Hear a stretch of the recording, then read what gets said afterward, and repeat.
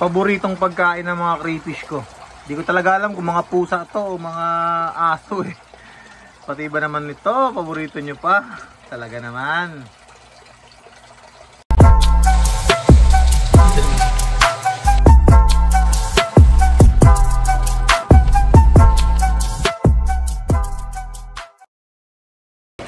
So eto mga lods, papakain natin. Tignan nyo mga lods kung gaano katakaw tong mga crayfish ko. Ito nga pala yung pinagkuhaan natin ng ulo. May mga kasama pa yung bituka, hasang, din natin tinanggal. Kasi galing yan dun sa pinakain natin sa mga alaga kong Oscar. So di ko pinapakain ng ulo kasi malalaki tong isda na to. So tingnan nyo yan mga lods.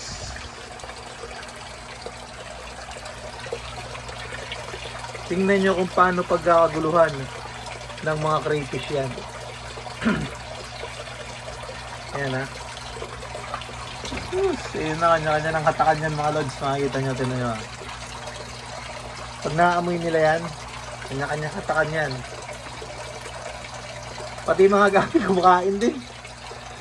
Yung mga gapi, kinakain din ng mga gapi natin ha.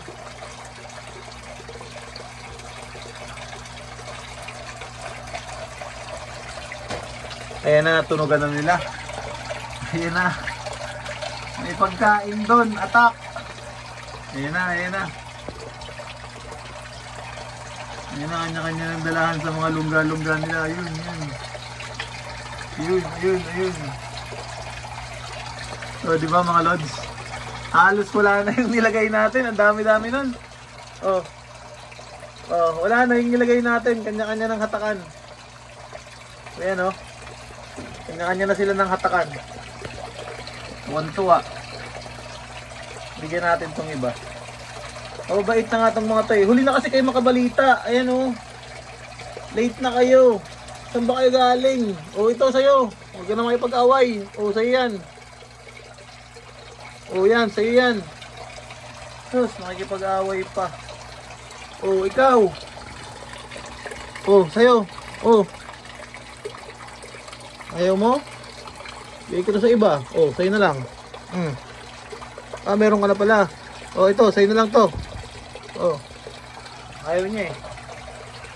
Oh, sino pang wala? Sino pang wala? Taas ang kamay. Para tayo nagpapakain ng aso dito. Oh, sino kukuha na ito?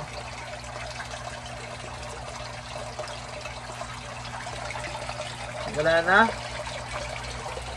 Breeder pa tayo dyan. Bigyan natin yun. Naku, hindi pa nakakuha. Mayroon pa dun.